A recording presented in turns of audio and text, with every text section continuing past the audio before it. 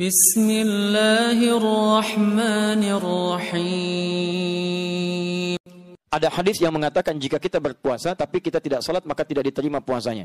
Apakah ketika kewajiban dalam rukun Islam salah satu tidak dilakukan, maka ibadah yang lain tidak diterima? Bagaimana status hadis di atas? Baik, itu jelas sekali. Jangankan salat kok. Jangankan salat, bukan status salatnya, status puasanya. Jangankan masalah salat, masalah perilaku dinilai. Awas, hati-hati. Nabi pernah menyampaikan satu peringatan keras. Hati-hati, hadisnya bahkan hadis yang sangat luar biasa, mendekati hadis tingkat tinggi derajatnya.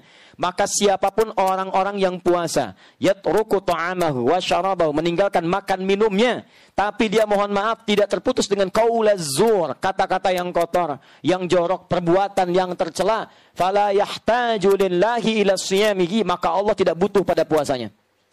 Bahasanya begitu. Kata Allah, saya nggak butuh, ngapain kamu puasa? Saya nggak butuh. Kau puasa aja nggak saya terima, ngapain kau puasa?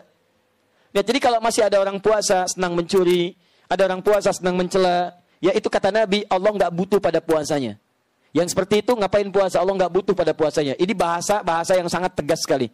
Sarkas, bahasa yang sangat tinggi. Artinya jangan coba-coba menyandingkan puasa dengan maksiat. Anda puasa itu fungsinya menutup maksiat. Awas, puasa fungsinya menutup maksiat. Jadi kalau ada orang puasa masih mengerjakan maksiat, ada yang salah dalam puasanya. As-Siyam, kitab As-Siyam, Sahih Al-Bukhari, jilid pertama, paling kanan sebelah bawah. Qala Rasulullah sallallahu alaihi wasallam an Abi Hurairah radhiyallahu ta'ala anhu qala Rasulullah sallallahu alaihi wasallam, hadis riwayat sahabat Abu Hurairah semoga Allah meridai kepada beliau menyampaikan Rasulullah sallallahu alaihi wasallam pernah bersabda, lihat kalimatnya, as-siyamu junnatun. Puasa yang benar itu akan memberikan perisai dari kemaksiatan. Jadi kalau orang benar puasanya, maka dia punya perisai dari yang buruk, yang kotor, yang tidak baik dibuang. Fala yarfuth, la-nya nahi, larangan. Maka orang puasa tidak boleh mengerjakan yang kotor. Rafath, kata-kata kotor, jorok, tindakan kotor, tidak bagus, rafath. Awas, hati-hati. Begitu dikerjakan, tidak ada nilai puasanya. Ini saya kasih tahu ya. Ini bahaya nih. Puasa itu ada yang namanya mubtilat, yang membatalkan langsung. Ada yang mufsidat, yang merusak. Kadang-kadang, orang sangat care dengan yang ini, tapi abai dengan yang ini. Ini paling bahaya. Yang ini membatalkan langsung. Makan, minum. Baik. Kumur-kumur membatalkan tidak? Tidak. Tapi kalau kumur-kumur pakai sirup, batal puasa. Ini ya. Telan misalnya kan. Nah ini batal. Jelas. Selesai. Yang ini nih yang nggak kadang-kadang nggak disadari. Merusak.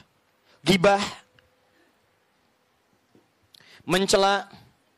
Ini merusak dan mengurangi peluang pahala puasa. Lihat, kalau ini 100%, Anda misalnya makan, ya, ini batal puasa, jelas hilang 100. Yang ini yang bahaya. Misal, gibah, 50% pahala hilang. Mencela, 50% hilang. Menuduh, 50% lagi. Awas hati-hati. Awas hati-hati.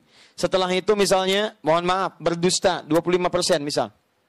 50, 100, tambah 75, minus 75. Anda bukan cuma kehilangan puasanya, tapi Anda menghadirkan dosa 75%. Wala yajhal, jangan melakukan tindakan yang bodoh. Yajhal itu bisa maksiat, ya dari kata jahala, orang berbuat maksiat disebut jahala. Quran surah keempat An-Nisa ayat 17 sampai 18-nya. Innamat taubatu 'ala Allahi lilladzina ya'maluna su'an bijahalatin. Banyak orang bermaksiat pengen tobat karena mengerjakan perbuatan salah, jahalah. Jahalah itu jenisnya dua. Ya, jenisnya dua. Yang pertama karena tidak tahu. Dia tidak tahu kalau menikmati gosip itu dosa. Tidak tahu, diberitahu, kamu tinggalkan. Itu jahalah. Yang kedua, sudah tahu salah, dikerjakan. Ya, awas hati-hati, es batu ditiupin. Ya, jadi sudah tahu salah, dikerjakan sama dia. Mohon maaf, itu gosip salah. Memang salah tahu, tapi dinikmati. Itu jahalah namanya. Yang kedua, jahalah itu artinya tidak terkait dengan maksiat yang tidak diketahui, tapi perbuatan dosa sih enggak. Cuman menurunkan kehormatan sehingga menyebabkan orang lain berdosa. Misal, Fikri berapa tahun kemarin usianya? 7 tahun. Dia punya sepeda, misalnya sepeda Fikri, sepeda 7 tahun. Tiba-tiba bapaknya, Pak Teddy, pakai sepedanya Fikri.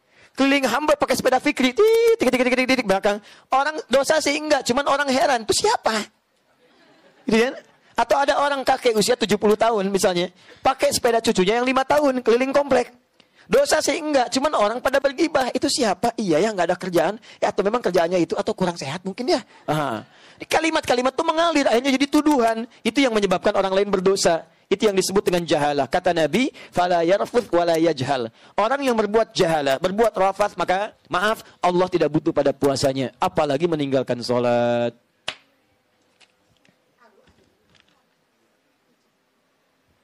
Ada yang memang masih berpendapat puasanya tetap sah, tapi tidak ada pahalanya. Ya, ngapain sah tidak ada pahala? Kan buang-buang energi. Allah.